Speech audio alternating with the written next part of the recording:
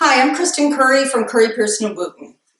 The question of the day: what is the difference between an admin per se suspension and an implied consent suspension? They're both related to DUI. They can be very confusing. So an admin per se suspension deals with when a person is arrested for DUI. An officer is going to usually ask that person to submit to a blood or a breath test.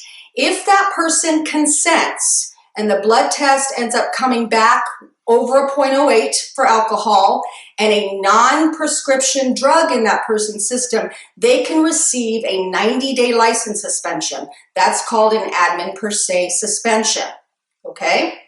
Now, an implied consent suspension is if the person refuses to take the test when the officer asks them to do that.